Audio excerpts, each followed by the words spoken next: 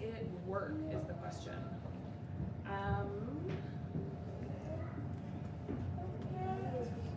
Apologize. These are hotspots, so maybe it's just too hard. And would you like us to save our questions to the end? Yes. Okay. Yeah, if you could, that would be great. Except for that one. Except for that one. Except for that one, does it work?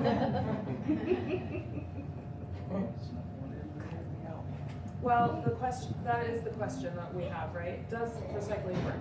So these are the recycling basics and benefits. So obviously, there's several parts of the recycling process. First, it is collecting, separating out your plastic, paper, aluminum, and glass from your regular trash, and then having it in a receptacle for people to pick up.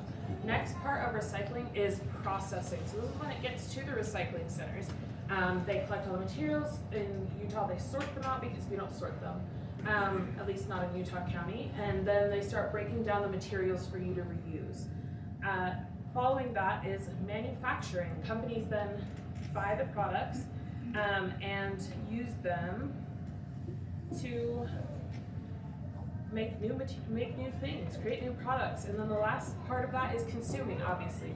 In order for us to keep the cycle going, you have to buy recycled products. There are, though, a lot of really confusing things about recycling. Most recycling fails at the consumer level. So as much as 75% of our waste is recyclable, but only 34%, less than half, is actually recycled. And it often ends up mixed with non-recyclable items, food, trash, up to 17 to 25% of what's there overall. And then some places have single stream, which is what we do when you throw everything in, and some places have multi-stream, where they have you separate it out beforehand. And so it can get really confusing. There's often things that people think can be recycled that can't, and things that can be recycled that they don't think can be recycled. This is a really great little graph or infographic from Utah on what things can be recycled. They call it the Super Six: cardboard, paper, food boxes, aluminum cans, steel cans, and plastic containers. They don't take glass. The other things about the sorting is it's just kind of a confusing process, but then once it even gets there, there's a lot of issues as well. Recycling relies on those recycled materials that have been broken down to be purchased by manufacturers, and simply it's more expensive. Manufacturers would rather be more cost effective and buy raw products. Recycling is often also state or locally led. It depends on where you live. It depends on what practices they have. It depends on how they process those things, what you can and can't do. And then there's a lot of things that can't be recycled. Styrofoam is kind of an obvious one, but like film plastic, that's like your static cling wraps for food, grocery bags, those kinds of things can't go in recycling. And apparently also shredded paper. It's too small for the machine to process. So you can't recycle shredded paper, which kind of is funny. And the other big portion is that we have reduced overseas exportation. More and more countries are saying they don't want to accept our recyclables. And so we don't have the infrastructure here in the US to process those for a lot of things. And so we are actually vastly behind most other developed countries. There are some hopes, right? There's some good things. This is another graph from the Utah recycling website. It's kind of misleading in how they phrase it, but 93% of materials that make it to a recycling bin get recycled. We did 197,499 tons of materials were recycled or composted, I believe, in 2023, so that's 230 recycling jobs. They are doing also a film plastic pilot program where they're trying to find ways where you can put film plastics into your recycling bin and have it that way. There's also other ways to recycle. You have your home goods recycling, DI savers, local thrift stores, things like that. And most importantly, the more knowledge and better knowledge that you have, the more the outcomes will improve. So coming full circle on recycling, here's the things that will help complete the process. Obviously, first and foremost, buying recycled goods, buying things that are made from recycled materials. recycling things before you put it in the trash. I know for me, sometimes I'm like making dinner, I don't want to recycle everything right then. So I want to just toss it all into my trash can and I'm like, oh, well, I'll get it later or I'll fix it. But doing that first will really help. Next thing, don't bag recyclables. They actually tell you not to bag them because it creates another step in the process that they then have to unbag everything, then sort it. So don't bag your recyclables, they just need to go in the bin as is. And lastly, remember that recycling is not the main event. As we talked about, there are a lot of confusing things about recycling, and frankly, right now, it's kind of a broken system. So as much as recycling is helpful, please keep recycling. Also, remember there are other ways to help this issue. So we're also going to talk about the other two in those 3 R's, reducing and reusing. So this is obviously a fun example, using jam jars to store other things. There are thousands of ways like this where you can use the products you already have and don't need to buy new products for things. Has anyone ever heard this motto? Use it up, wear it out, make it do or do without. It was put up in World War II when they were rationing products as a way for people to help the war effort. Use it up if you can, reduce your output, and keep things that you already have. So I have a few questions just for you to think about as we go over these things. What do you have that you don't need? What can you repurpose? What can be fixed instead of buying a new one? And by doing these, we want to create less waste by cutting off the supply of waste. So first one I want to talk about is fast fashion. Fast fashion on average only lasts 7 to 10 wears. So 7 to 10 wears, that's not a lot. That's like, if you wore it every day, that's basically a week. So on average, the US consumer creates 81.5 pounds of fabric waste per year. 81.5 pounds. And globally, that's about 1 garbage truckload of fabric waste per second. That's a lot. And obviously there are some great draws to this fast fashion, right? It's a better price point. It's more cost effective for families, those who have lower income or disabled and don't have access to things that maybe cost more. It's an easy solution, right? You run out of a shirt, you go to Walmart, you pick it up, you bring it home. You find something cute on Amazon, you order it, it comes to you. And then lastly, influencer culture. We've moved away a little bit from, the TV ads, the paper ads, and now it's more people that are influencers saying, oh, here's this new latest thing that I bought. Oh, I'm doing a clothing haul, right? It's faster than ever coming at you. So there's lots of ways that we can use the fabric that we already have. And one of the biggest ways is by mending or darning. Has anyone ever tried to mend a piece of fabric, like a hole? Yeah? It's not the easiest process, I will say, but there are ways to do it for beginners. So darning is specifically used to fit knitted wear. So that's your socks, your sweaters. It's used either with the loom or you can just use it with the fabric that's in the middle to then patch it, obviously. This is something you do. You've probably heard, oh yeah, my grandma darned her socks or whatever.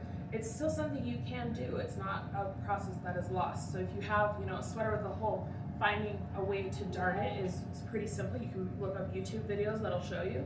And then you can fix your item of clothing because truly, if it's just a small hole, there's not, the rest of the garment is fine, right? So fixing that is really helpful. Mending is kind of a catch-all term. It includes all textiles, and there's lots of ways to do that. One of the ways that I think is really cool is something called visible mending. Instead of trying to hide that you mended it, it's actually bringing attention to the mending. So it's ways to add beauty or character to a piece, and it makes it become one of a kind.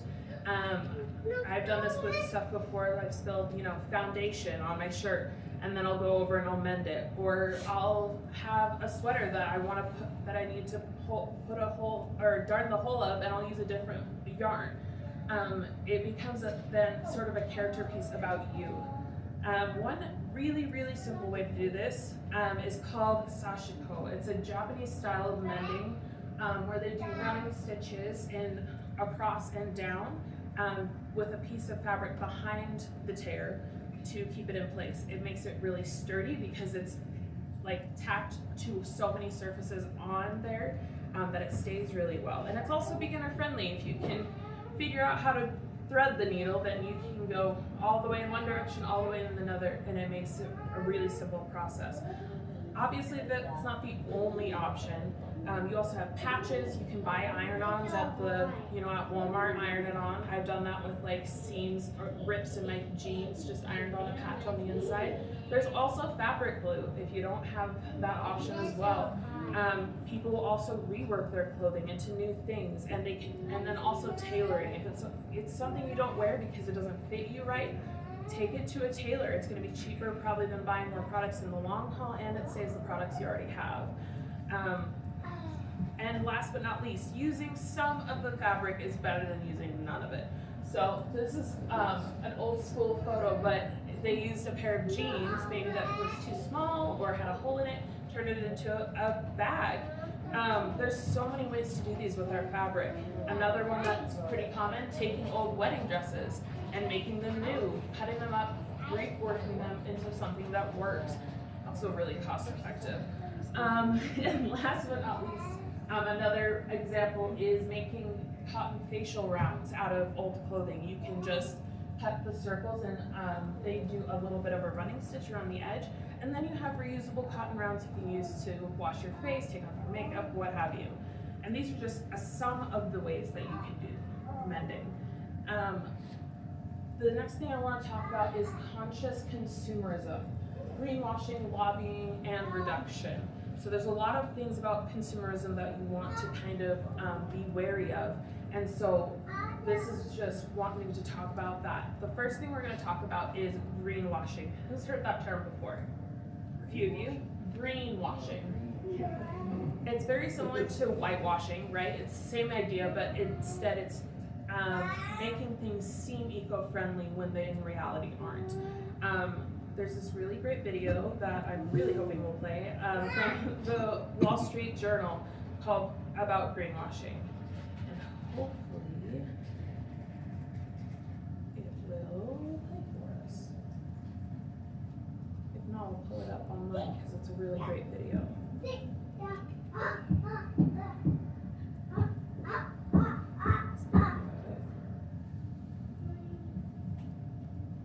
Oh, I just had to get out of my...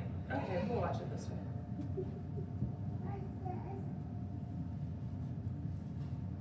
Sorry, bear with me. My computer is...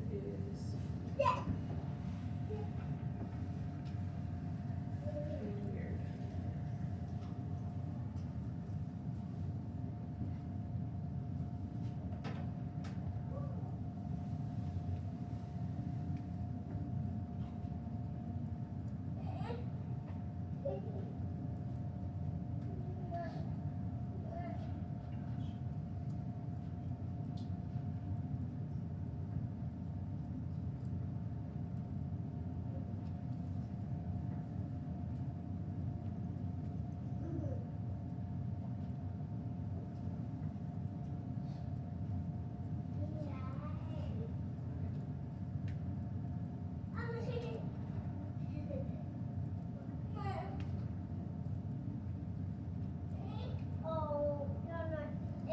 Looks like whitewashing.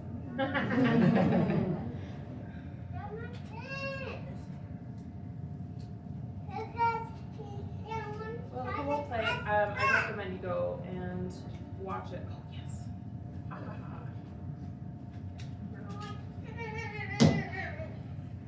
Sustainable, eco-conscious, made from recycled materials.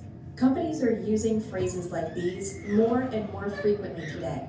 Sales of consumer packaged goods advertising sustainability in North America rose by over 30% in just 5 years, reaching an estimated $268.9 billion in 2022. And more than 60% of consumers say they pay more for a product with sustainable packaging. But underneath the flashy buzzwords, companies can fall short of their eco-friendly promises. Environmental activists say an ongoing legal battle with H&M might highlight a big company's alleged greenwashing. That's when companies mislead consumers with promises of being more eco-friendly than they actually are. In 2022, a class action lawsuit claimed that the clothing retailer's Conscious Choice collection advertised itself as sustainable, but it was actually not made from sustainable and environmentally friendly materials. The case is still ongoing, and H&M says it's taking these allegations very seriously, is looking into them thoroughly, and that its sustainability work has never been about greenwashing. Here's how a lack of transparency with consumers, long timelines, and weak environmental goals can all be signals of greenwashing. Greenwashing is when a company or organization uses misleading advertising to market itself as more environmentally friendly than it really is. Sustainable ESG funds, or investments that consider environmental, social, and corporate governance factors, have exploded over the past decade, exceeding $350 billion in net assets in 2021. It's becoming increasingly profitable for companies to be seen as being beneficial to the environment. Consumers are increasingly demanding sustainable products. Investors want to invest in companies that have lower carbon footprints. So why do people criticize greenwashing? When you buy from a company that is engaging in greenwashing practices, you are encouraging that behavior to continue. Other companies will take note. Some companies say their sustainability efforts are better than doing nothing. But critics would argue greenwashing involves weak goals, lack of transparency with consumers, and long timelines. Take one common corporate environmental promise: reducing carbon emissions. One way companies say they reduce their emissions is by purchasing carbon offsets. A carbon offset is an action or activity that balances the emission of carbon dioxide or other greenhouse gases into the atmosphere. It's a buyable, sellable, and tradable commodity. In theory, when a company buys a carbon offset, it finances an action that removes greenhouse gas emissions from the air, like planting trees or building renewable energy projects. This is supposed to balance the overall amount of carbon dioxide a company puts into the atmosphere. Carbon offsets and carbon credits have become an incredibly controversial mechanism in the fight against climate change, and activists and environmentalists claim, and our reporting shows, many of these projects are generating credits, too many credits, and not really reducing or removing emissions that companies are paying for. Critics say carbon offset goals are weak and that companies aren't transparent with consumers about how they'll achieve them. While companies can claim they're putting money towards carbon offsets, the offset's environmental impact isn't always clear to consumers. Plus, activists say companies have decades-long timelines to reach their goals. A company can promise to achieve zero emissions by 2050, but if it doesn't have intermediary goals, it's unclear when it will actually start reducing emissions. And time is essential for reducing greenhouse gas emissions. That's because the United Nations Paris Agreement calls for global emissions to be reduced by 45% by 2030 in order to keep global temperatures from rising by no more than 1.5 degrees Celsius. So who is policing greenwashing companies? When a company does engage in greenwashing, the negative outcomes for them are quite limited. In the worst case, it might be a fine at this point. In 2022, Goldman Sachs' asset management arm paid millions after violating SEC compliance rules with ESG fund marketing. Goldman neither admitted nor denied the SEC's allegations. But there's increased efforts by governments to start cracking down on greenwashing companies. In March, the European Union rolled out a series of proposals, which would require companies to back up their products' environmental claims with scientific evidence. These claims would then need to be independently verified. This is part of a larger effort to make it easier for consumers to choose sustainable products. There are roughly 450 million people in the European Union. Regulations adopted there often lead to larger changes globally, since multinational companies prefer not to work with different sets of rules around the world. And there's movement in the US as well.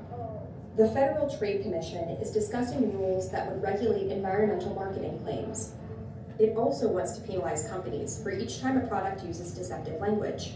And the SEC is proposing new disclosure and naming requirements for ESG funds.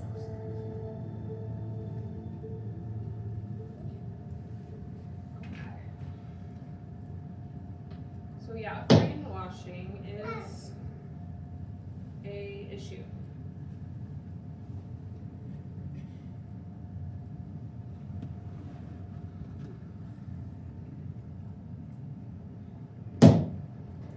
So, there's a little bit more infographic with some different things you can look at. But basically, greenwashing uses fluffy language like eco-friendly or natural to kind of hide the fact that they are still not changing much. Their products might be green, but it's a dirty company.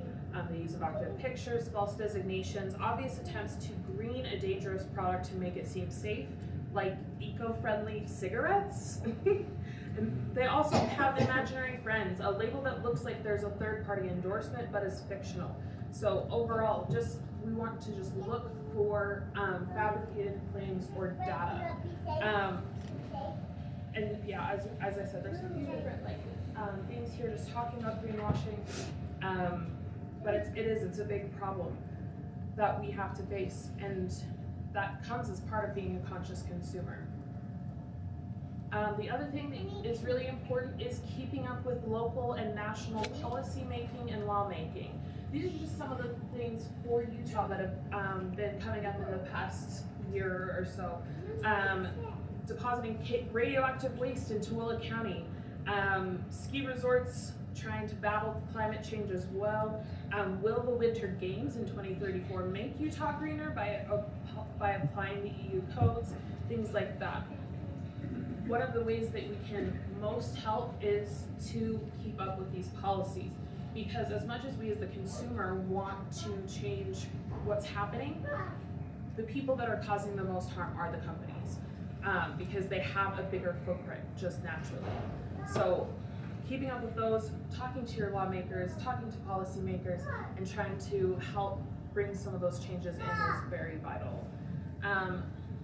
We also want to talk about reducing consumption. One of the big ways you can do that is reducing your food packaging. If you notice, when you buy food at the store, usually there's 3-ish layers of packaging, right? So there's a box of cereal, you have the box, you have the bag, and then you have the cereal. Even fruits and vegetables sometimes are packaged in saran wrap and styrofoam. There's so many layers of packaging that can't be recycled. So some ways that you can do that is buy in bulk. Bring your own container, buy a bulk quantity of something. Skip the whole packaging altogether. Also bring your reusable bags, food containers, and utensils. I have a great little bag that I use to put all of my fruits and vegetables in that I made. And so I use that instead of using the thin filmy ones that you can get at the grocery store. Another way you can do that is a capsule wardrobe. Has anyone ever heard of a capsule wardrobe? Basically, it's less clothing, more combinations is the idea. 1 or 2 shirts for girls or people who wear skirts, a pair of pants, a dress, and maybe a skirt to create endless combinations. They're simple, thoughtful pieces, and you can just buy one nice one instead of buying 10 fast fashion ones. Another great option, obviously, is thrift stores, free markets, buy nothing groups, mutual aid. A lot of these places will help spread things out, help each other. You can donate clothes, you can bring things that you no longer need. Buy nothing groups are actually a really great option. They have them set up by different areas. So I'm in Orem East, but there's also an Orem West. And it's just where everything is free. You can say, hey, I have this product, does someone want it? Someone comes, picks it up, and then they get what they need without spending any money. You get rid of what you don't need. So it can be a really great option. Thrift store is great as well. You donate it, they make a couple bucks usually to help charity. The next thing you want to do about shifting your mindset, can it be fixed and did it fulfill its usefulness? One of the really interesting stats that I've seen is that actually buying a fake Christmas tree, if you use it for a certain number of years, is more eco-friendly than buying a real tree every single year, which is kind of crazy to think about. But it's one way that you can say, okay, this is something I'm going to do. I'm going to use it for X amount of time. I'm going to fix it if it breaks, all those kinds of things, instead of throwing it away. The other thing you want to do is disconnect, right, from influencing and marketing. It's disconnecting from those clothing hauls, from needing the newest version or limited edition. That's a great way that they get you to buy more, right? One other example that I really love is the Instant Pot. This was really popular just a few years ago. Instant Pots were everywhere. Everyone was using an Instant Pot. But the company has been declining. And why? Because they made it too durable. you only need to buy one, and that's not helping them make money, right? But for a consumer that's trying to be more eco-conscious, having that one item that lasts for a really long time is really, really great, because it's going to, as I said, fulfill its usefulness in a way that makes it less of a consumer footprint. Another way is reducing waste. Obviously, composting is really great. It's something that is going to help create more sustainability in your garden, right? Composting stuff is really great for that. But not everyone has composting available. I also know that for myself, having bad food storage habits is where it gets me. I create a lot of food waste. Food waste is another big thing with doing green, becoming more green, because the more food that is wasted, that's more emissions going into the air as it decomposes. So here, this is one of the ways you can fix it: freeze it. Most things, if you keep it at a freezing temperature, if it doesn't fluctuate above a certain temperature, can last for a really long time if you freeze it. A lot of fruits and vegetables are also really easy to freeze. A lot of people think that freezer burn means the product has gone bad. That actually isn't the case. It just means that the water has evaporated out of the product and then crystallized on top. It's still usable. You still can have it, obviously, and you can just rehydrate it if you want. It makes it great for like making things where you are already going to add water, right? Using farmers markets when available, you can, because you're getting rid of the pre-purchase waste. A lot of times when you're buying from the grocery store, they want their fruits and vegetables to be aesthetically pleasing. No weird shapes, no lumps, no bumps, no bruises. And because of that, a lot of waste happens before you even make it to the grocery store. So going straight to the farmers is a really great way to get rid of that. You can buy misfit produce if you like. Last is overripe or bruised food. It's not bad. You can cut out the bruises if you don't like them, or you can use them in things like stews, smoothies, baked goods. Who remembers the TV show Chopped? Anyone? I loved watching that as a kid. I thought it was the coolest thing ever. And my favorite episodes were when they had to use leftovers to make something new, right?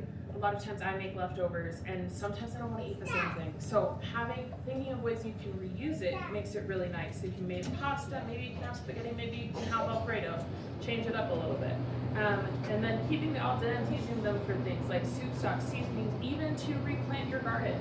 And then another one to think about is special occasions. Can you reuse your decorations? Can you pass it along? And then simple gift wrapping, not wrapping it in a bunch of paper or reusing the wrapping can really help. This is one of the other ones that I've seen really recently is the new hype is crochet. New yarn is really expensive, and it's usually made of plastic. So I've noticed a lot of people are buying old sweaters from the DI, Goodwill, whatever, and bring them for yarn. That's a great example of ways that you can deconstruct something and then make it into something new. Any questions? I'm gonna see if my little video will work while we're doing that. Questions? Hi. Tell me the name of the group in Orem. Yes, there's a few. The Utah County Mutual Aid usually has a monthly free market. Clothing, small appliances, anything that you don't have to haul in, you can bring and you can put out, and people will take it. So that's one of the places that I know for sure does those. They post them on their Instagram. Trashbird also usually has a free one at Provo every month. Hi.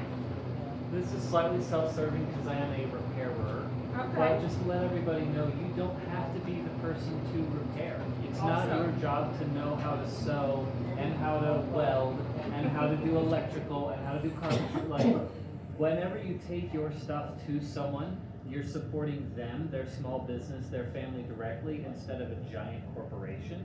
So I think kind of my mantra is buy from a person, not from a company. Yeah. So whether it's KSL or whether it's going to someone to mend my clothes because I'm not the greatest fabric arts person.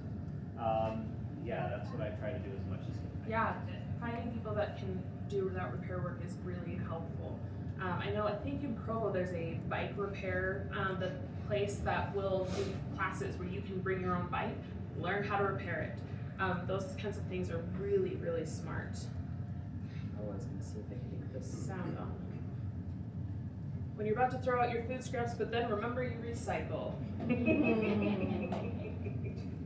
I will say I have a similar recycling machine at my house. Did anyone else have other questions? Oh, yes. How important is it to clean the can and things before you put it? That is a really good question. Obviously, there are some things that you can't clean the food waste off of, right? I can't remember the exact percentage, but I think if it's like less than, I can't remember if it's 5 or 10%, it's a fairly small amount, if it's just residue, then you're fine. You can still throw that in the recycling. And obviously, like cardboard, if you have a pizza box, you can't get the grease out of a pizza box very well. So it's better to throw it in than to just decide you're not gonna do it. But if you rinse out the cans, that really helps. Rinsing out soda cans is kind of hard, so if you wanna go for it, awesome. If you don't, then as I said, recycling is better than nothing. Aluminum especially is really recyclable. I think it's like 97% of it is reusable.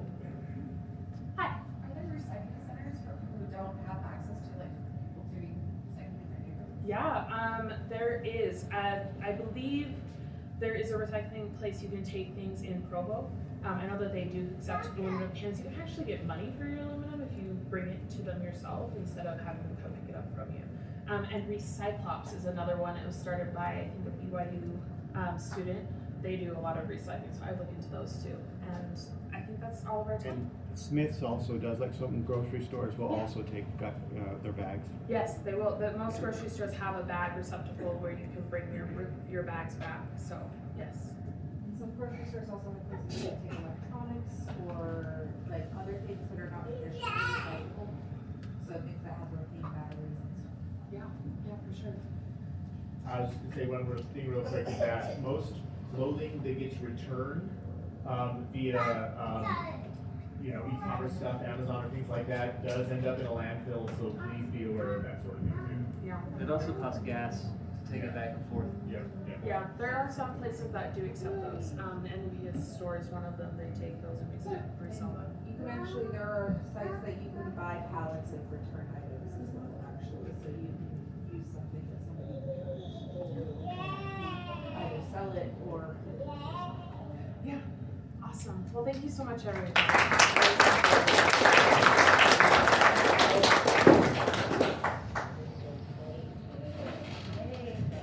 you so much, Ashley. That was great and so informative. It sounds like a lot of us are trying to find ways and know of ways to reduce, reuse, recycle. One of my favorite things is actually using those little jars to put my frozen fruits or vegetables in to put in the freezer. So,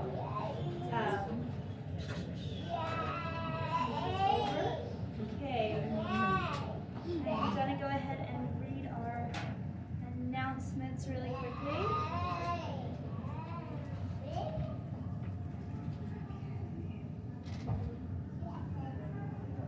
All right, so we have the Food and Care Co. Is next Sunday, so that will be the 22nd at 11:30. That's down in Provo. So we feed the homeless every other month. We just help provide them with lunch. So if you're able to do that, there will be a sign up on the Oasis